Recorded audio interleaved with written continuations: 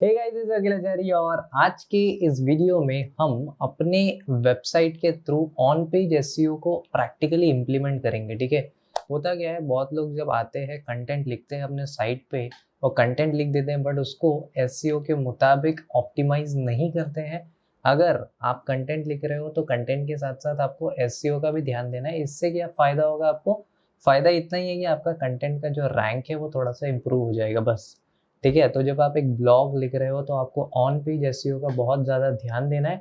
वही आज हम इस वीडियो में कवर करने वाले हैं। ठीक है, तो ऑन पेज एसईओ को कवर करने के लिए सबसे पहले हम आ जाएंगे अपने गूगल के स्क्रीन के ऊपर। और सबसे पहले देखो, जब आप कोई आर्टिकल लिखते हो या फिर आपने आर्टिकल लिखा हुआ है तो आपको कुछ बातों का ध्यान देना होता है जिससे आपका एसईओ इम्प्रूव होने वाला है। अब यहाँ पे जब आप आ जाओगे गूगल के डैशबोर्ड पे, तब सबसे पहले आप यहाँ पे टाइप करो गूगल कीवर्ड प्लानर। ठीक है, कीवर्ड प्लानर पे आ जाओ आप सबसे पहले। उसके बाद यहाँ से आप गो टू कीवर्ड प्लानर पे आ जाओ। ठीक है, अब जब आप एक ब्लॉग लिख रहे हो तो उस ब्लॉग का हेडलाइन आपको रैंडमली नहीं देना है। ठीक है, हेडलाइन आपको थोड़ा सा रिसर्च करके देना है। और वो रिसर्च आपको कैसे करना है, सबसे पहले आपको ये देखना है कि क्या आप जिसके ऊपर ब्लॉग लिख रहे हो वो चीज़ लोग सचमुच सर्च कर रहे हैं गूगल पर या नहीं। क्योंकि क्या होगा, अगर आप कंटेंट ऐसे ही लिख दोगे तो क्योंकि उस पर सर्चेस नहीं हो रहे होंगे तो आपका कंटेंट रैंक नहीं हो पाएगा, उसका जो रीच है वो बड़ा नहीं हो पाएगा। तो जब आप कोई कंटेंट लिखते हो सबसे पहले ये रिसर्च कर लो कि क्या उस कंटेंट पे लोग सर्चेस कर रहे हैं, और अगर कर रहे हैं तो क्या वर्ड्स वो टाइप करते हैं। ठीक है, अब मान लो आप अफिलिएट मार्केटिंग पे कोई लिख रहे हो ब्लॉग। ठीक है, अब अफिलिएट मार्केटिंग पे जब आप ब्लॉग लिखोगे तो सबसे पहले आप कीवर्ड प्लानर पे और यहाँ पे डिस्कवर न्यू कीवर्ड्स पे क्लिक कर दो। अब यहाँ पे आप सबसे पहले सिंपली लिख दो अफिलिएट मार्केटिंग। ठीक है, अफिलिएट मार्केटिंग जब आप लिखोगे यहाँ पे आप गेट रिजल्ट्स पे क्लिक करो।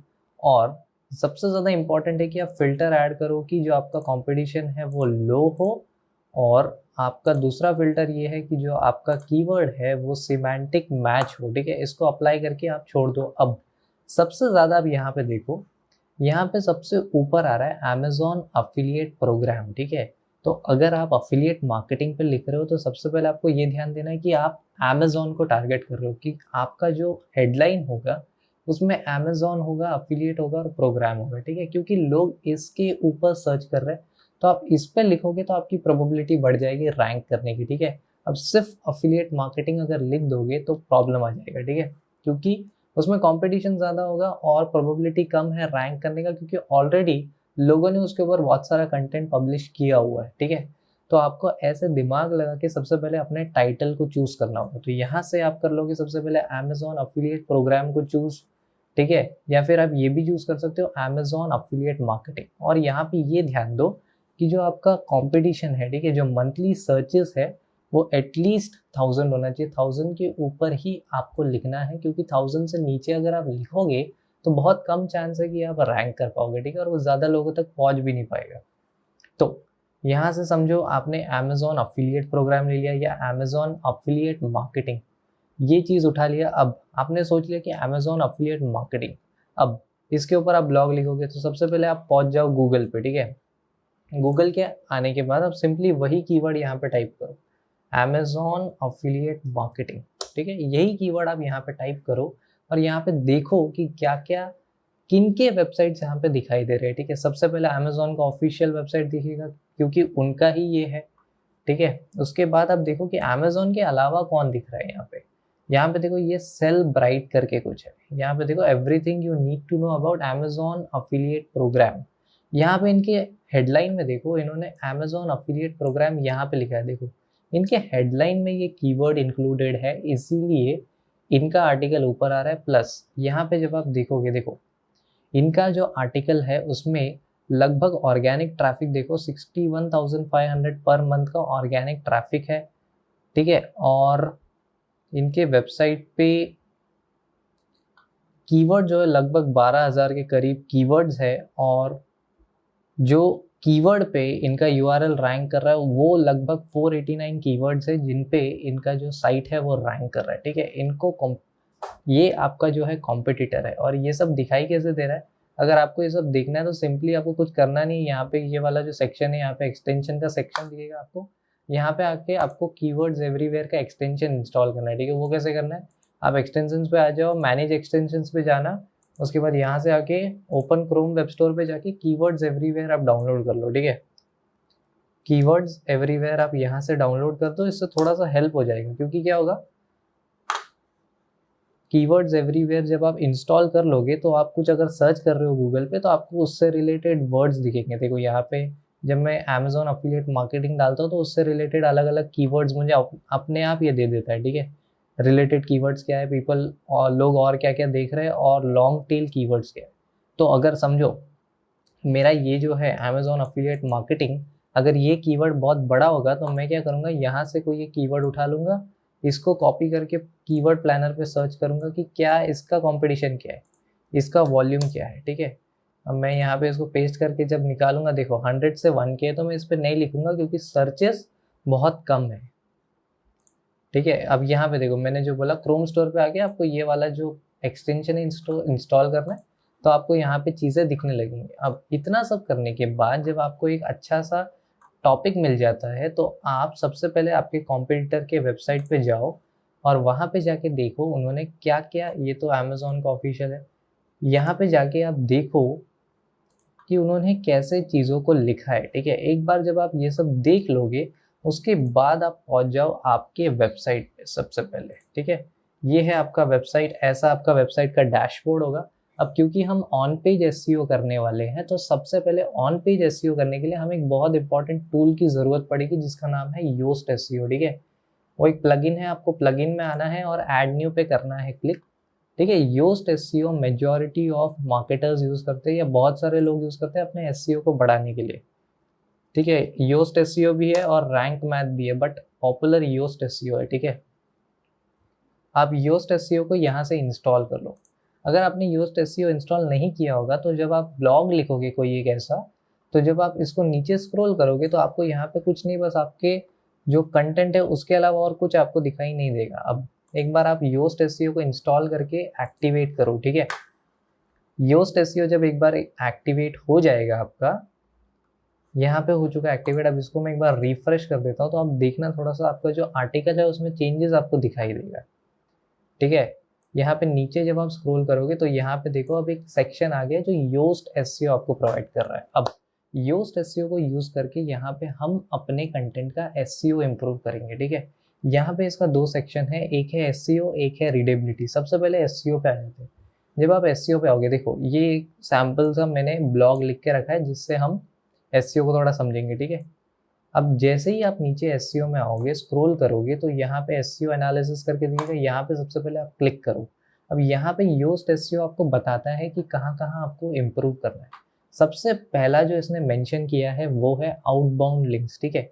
आउटबाउंड लिंक्स मतलब क्या आपने जो ब्लॉग लिखा है, आपने अपने ब्लॉग में किसी और के वेबसाइट का लिंक दिया हुआ है या किसी और के वेबसाइट के पेज के साथ आपके कंटेंट को मिक्स किया। जैसे कि अभी हम अमेजोन अफिलिएट प्रोग्राम के बारे में लिख रहे हैं, ठीक है।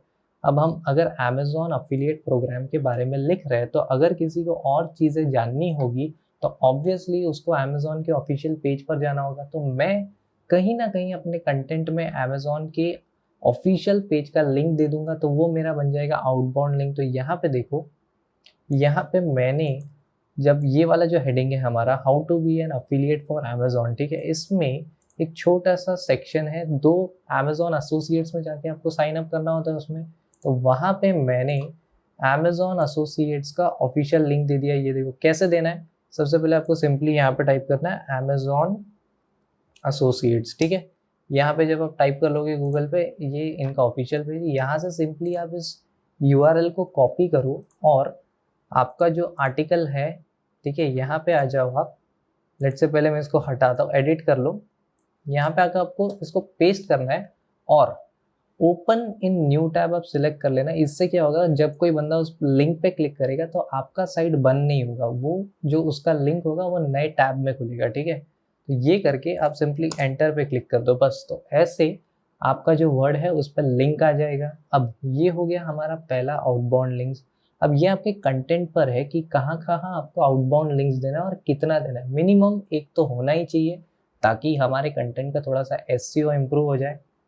अब सेकंड होता है, सेकंड देखो, सेकंड आउटबाउंड लिंक्स के बाद देखो लिंक पे, ये तो इंटरनल लिंक्स का देख लेते हैं। सेकेंडली अपना जो इंटरनल लिंक है, ठीक है, अब आप बहुत सारे आर्टिकल्स जब लिख लोगे, ठीक है, और ये आर्टिकल्स को अगर आप सिंक में लिखते हो, तो अगर जो आपका सेकंड आर्टिकल होगा उसमें पहले आर्टिकल का कुछ रेफरेंस अगर आपको चाहिए, तो आप सेकंड आर्टिकल में मेंशन कर सकते हो कि इस चीज़ के बारे में जानने के लिए आपको फर्स्ट आर्टिकल का रेफरेंस लेना होगा, तो वहाँ पे आप अपना इंटरनल लिंक दे सकते हो। या फिर अगर आपने कोई यूट्यूब पे वीडियो बनाया हुआ है और उसका रेफरेंस अगर उस आर्टिकल में चाहिए, तो आप अपने उस यूट्यूब वीडियो का लिंक दे सकते हो। इससे आपका ब्लॉग रीड भी हो जाएगा और आपका जो यूट्यूब वीडियो का ट्रैफिक है वो भी बढ़ जाएगा। तो ये एक प्रोसेस हो गया। और अगर आपके पास कोई पहले आपने आर्टिकल लिखा है बट उसका रेफरेंस नहीं चाहिए, तो आप अपने कॉन्टैक्टस का वहाँ पे दे सकते हो रेफरेंस की। अगर किसी को कोई डाउट है या किसी को कोई क्वेश्चन है तो आपको कॉन्टैक्ट कर सकते हैं। तो आप कॉन्टैक्टस पेज का जो इंटरनल लिंक है आप अपने साइट पर दे सकते हो। जैसे कि यहाँ पे देखो एक छोटा सा मैंने दिया है कि अगर किसी को कोई डाउट होगा तो वो कॉन्टैक्ट कर सकता है हमें। उसको देने के लिए आपको कुछ नहीं, यहाँ पे आपका जो साइट है, साइट का जो आपका कॉन्टैक्ट पेज होगा, ये जो आपका कॉन्टैक्ट पेज होगा उसको आप सिंपली यहाँ से कॉपी करो और आपका जो लिंक है यहाँ पे सेम तरीके से आप यहाँ पे ये जो आपका कॉन्टैक्ट है यहाँ पे आप उसको पेस्ट करके ओपन इन न्यू टैब कर दो। इससे आपका इंटरनल लिंक हो जाएगा, ठीक है। तो आउटबाउंड लिंक्स कंप्लीट हो गया और इंटरनल लिंक भी खत्म हो गया। उसके बाद देखो, उसके बाद ये इंपॉर्टेंट है कि क्या आपने आपके ब्लॉग में इमेजेस डाल रखे हैं, ठीक है। अब आपको रैंडम इमेजेस नहीं डालना है, आपको आपके आर्टिकल से रिलेटेड इमेजेस ही डालना है। और इमेजेस डालते वक्त आपको ये ध्यान देना है कि आप, जैसे कि अगर मुझे अफिलिएट मार्केटिंग पे इमेजेस डालना है तो मैं यहाँ गूगल पे आके सिंपली ऐसे टाइप कर दूंगा अफिलिएट मार्केटिंग अगर, और यहाँ पे जाके इमेजेस में जाके ऐसे उठा के डाउनलोड कर दूंगा। तो ये सबसे बड़ी गलती है, क्योंकि ये नहीं करना होता है। क्योंकि अगर आप ऐसे करोगे तो आपको कॉपीराइट का इश्यूज आ सकता है, ठीक है। तो दो तरीके, या तो आप अपना इमेज खुद बना लो या फिर आप ऐसे प्लेटफॉर्म्स पे जाओ जहाँ पे नो कॉपीराइट इमेजेस आपको मिल जाए। जैसे कि अगर आपको इमेज अगर बनाना है तो आप सिंपली आ जाओ कैनवा पे, ठीक है। कैनवा पे आ जाओ, यहाँ पे आके आप अपना खुद का इमेज बना सकते हो, या फिर क्रेलो पे आ जाओ, आप अपने हिसाब से आपका इमेज बना सकते हो। तो कोई कॉपीराइट का इशू आपको फेस नहीं होगा। बट अगर आपको इमेज बनाने नहीं हो रहा है तो आप सिंपली आ जाओ, अगर आपको साइड भी नहीं मिल रहा तो सिंपली आप डाल दो नो कॉपीराइट फ्री इमेजेस, ठीक है। ऐसे टाइप करके आप गूगल पे कहीं से भी डाउनलोड कर सकते हो। जैसे कि ये साइट्स आ जाएंगे, ठीक है। नहीं तो फ्री पिक पे जा सकते हो आप, फ्री पिक से भी आप इमेजेस डाउनलोड कर सकते हो। बट इमेज यूज़ करने से पहले उनका लाइसेंस एक बार पढ़ लेना। अब एक बार आपको इमेज मिल जाएगा तो इमेजेस आपके साइट पे है, वेरी गुड। उसके बाद क्या उस इमेजेस में आपने ऑल्ट एट्रीब्यूट्स दिया हुआ है। जैसे कि ये जो हमारा इमेज है ये कमीशन रेट है, ठीक है, अमेजोन का। अब जब मैं इस इमेज पे क्लिक करता हूँ तो यहाँ पे देखो आएगा ऑल टेक्स्ट। ऑल टेक्स्ट मतलब कि अगर इमेज लोड नहीं होता है तो उसके बदले ये टेक्स्ट यूजर को शो होगा। तो यहाँ पे मैं ये ध्यान दूंगा कि मेरा जो कीवर्ड है अफिलिएट मार्केटिंग फॉर अमेजोन वो इसके ऑल टेक्स्ट में आ जाए और इससे रिलेटेड भी हो। तो यहाँ पे पूरा नहीं आ रहा है तो भी हम लिख देंगे अमेजोन अफिलिएट रेट, ठीक है। यहाँ पे मेरा 2 वर्ड आ चुका है, जो हमारा मेन कीवर्ड था अमेजोन अफिलिएट। तो ये, इससे क्या होगा, गूगल को पता चलेगा कि ये इमेज जो है वो अमेजोन अफिलिएट रेट से रिलेटेड है। तो कुछ अगर सर्चेस होंगे तो वहाँ पे ये इमेज शो हो जाएगा, ठीक है। उसके बाद आप इस इमेज पर भी लिंक दे सकते हो, ठीक है, बट वो ज़रूरी नहीं है, देना होगा तो दे सकते हैं। उसके बाद इमेज की फ्रेज हमने ऐड कर दिया, इमेजेस ऐड कर दिया, आउटबाउंड लिंक्स डाल दिया, इंटरनल लिंक्स दे दिया। उसके बाद क्या, हमारा जो कीवर्ड है वो हमारे इंट्रोडक्टरी पैराग्राफ में इंक्लूडेड है। जैसे कि जैसे ही आप स्टार्ट करोगे कंटेंट पढ़ना, ठीक है, यहाँ पे देखो जैसे ही कंटेंट चालू होता है वहाँ पे आपको स्टार्टिंग में मिल जाएगा कि अफिलिएट मार्केटिंग फॉर अमेजोन, ये हमारा कीवर्ड है। इसको हमने स्टार्टिंग में ही इंक्लूड कर दिया। ये भी इंपॉर्टेंट है आपके ऑन पेज एसईओ को बढ़ाने में। तो आप यहाँ पे अफिलिएट मार्केटिंग फॉर अमेजोन या जो भी आपका कीवर्ड होगा उसको आपके इंट्रोडक्टरी पैराग्राफ में ज़रूर इंक्लूड करना, इससे आपका एसईओ इंप्रूव होगा, ठीक है। उसके बाद हमारा जो की फ्रेज का लेंथ है, देखो जब आप एक पैराग्राफ लिखोगे तो आपको मोटे मोटे पैराग्राफ नहीं लिखना है, आपको 2 से 3 सेंटेंस का पैराग्राफ लिखना है, 2 से 3 लाइन का नहीं, 2 से 3 सेंटेंस का आपको पैराग्राफ लिखना है, जिससे जो यूजर है उसको कंफर्टेबली पढ़ पाए और उसको ज़्यादा लेंदी भी ना लगे। ठीक है, ज़्यादा मोटा मोटा पैराग्राफ लिखने से आपका जो कंटेंट है वो दिखने में इतना अच्छा नहीं दिखता है, तो आपको ध्यान देना है कि आप 2 से 3 सेंटेंसेस यूज़ कर रहे हो। उसके बाद जो डेंसिटी है, की फ्रेज डेंसिटी क्या होता है? की फ्रेज डेंसिटी होता है आपका जो कीवर्ड है, अफिलिएट मार्केटिंग फॉर अमेज़न, या आपका जो भी कीवर्ड होगा वो आपके पूरे आर्टिकल में कितने बार हाईलाइट हुआ है। ठीक है, अगर आपको ये देखना है तो सिंपली आप यहाँ पे ये जो आई वाला बटन है इस पर क्लिक कर दो, ये शो कर देगा आपको कि कहाँ कहाँ आपने मेंशन किया। देखो ऐसे जब आप मेंशन करोगे तो आपका कीवर्ड यहाँ पे उसको दिख जाएगा, और सबसे ज़्यादा इंपॉर्टेंट जो कीवर्ड आपका होगा उसको आपको यहाँ पे एंटर करना है, तभी योस्ट एसईओ से रिलेटेड डेटा आपको देगा। अगर मैं यहाँ पे कुछ एंटर ही नहीं करता हूँ तो ये कुछ नहीं शो करेगा। यहाँ पे मैं शो पहले लिख दूंगा अफिलिएट, यहाँ पे मैं लिख दूंगा कि अफिलिएट मार्केटिंग फॉर अमेज़न, तभी ही मुझे शो करेगा कि ये हमारा कंटेंट है, इससे रिलेटेड आपको डेटा मिल जाएगा। अब यहाँ पे पहले आपको चीज़ों को एंटर करना होगा। ठीक है, अब ये इससे रिलेटेड हो गया। और की फ्रेज डेंसिटी आपके टोटल पैराग्राफ, मतलब जो आप वर्ड्स लिखोगे, जैसे 2500 वर्ड्स का अगर आपने कुछ लिखा है तो उसमें 3 से 4 बार आपका जो फोकस की फ्रेज है वो दिखना चाहिए, तो आप उसको इंक्लूड करना। बट ध्यान ये देना कि ज़बरदस्ती आप उसको इंक्लूड नहीं कर रहे, वो कंटेंट के साथ सिंक में आना चाहिए। ठीक है, उसके बाद क्या की फ्रेज मेटा डिस्क्रिप्शन में है। अब मेटा डिस्क्रिप्शन क्या होता है? देखो जब कोई यूज़र गूगल पे कुछ सर्च करेगा तो आपका जो साइट है वो ऐसा दिखाई देगा कि अफिलिएट ये जो आपका टाइटल है ये दिखाई देगा। उसके नीचे ये जो आप देख रहे हो ये होता है आपका मेटा डिस्क्रिप्शन। कोई मोबाइल पे अगर डालेगा ये चीज़ तो उसको ऐसे दिखाई देगा, और अगर कोई डेस्कटॉप पर डालता है तो उसको ये चीज़ ऐसे दिखाई देगा। अब यहाँ पे देखो ये जो है ये हो गया आपका मेटा डिस्क्रिप्शन, यहाँ पे है आपका मेटा डिस्क्रिप्शन।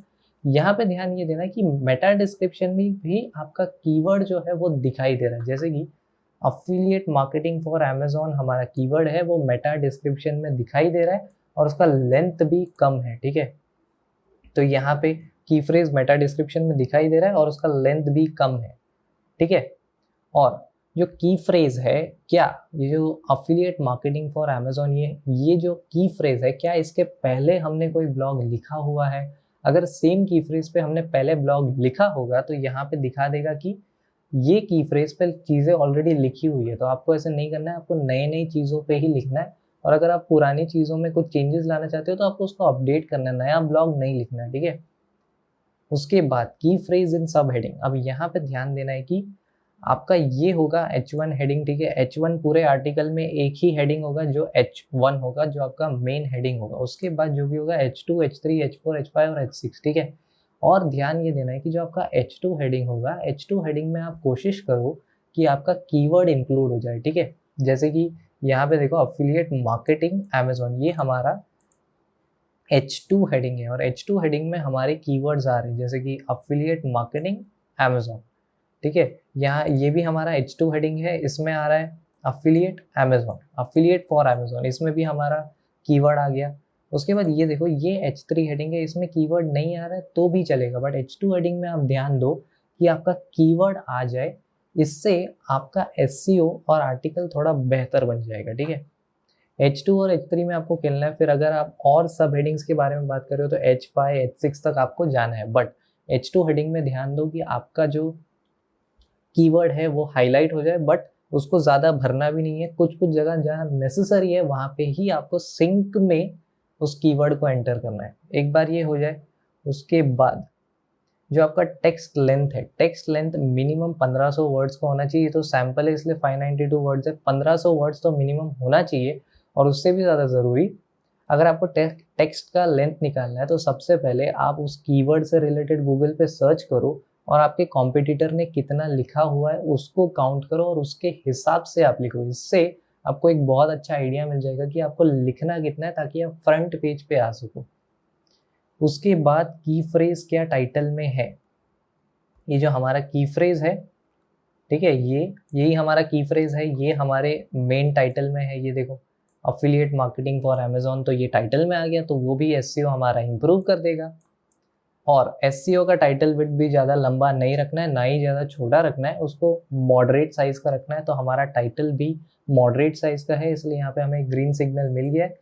और क्या हमारा की फ्रेज स्लग में आता है। अब स्लग क्या हो गया, स्लग देखो यहाँ पे दिया हुआ है, अफिलिएट मार्केटिंग फॉर अमेजोन, ये हमारा स्लग है। ये देखो जब कोई बंदा एंटर करेगा तो ये चीज़ आप देख रहे हो, ये यूआरएल के बाजू में, वेबसाइट के बाजू में is affiliate marketing for Amazon good, ये वाला जो पार्ट है ये आपका स्लग है, ठीक है। अब ये सारा प्रोसेस एक बार आपका कंप्लीट हो जाएगा तो आपको दूसरा चीज़ ये ध्यान देना है कि जो आपका कंटेंट है उसका रीडेबिलिटी भी अच्छा होना चाहिए। रीडेबिलिटी रेड में नहीं होना चाहिए, ऑरेंज तक ठीक है, बट आप कोशिश करो कि ग्रीन में आए।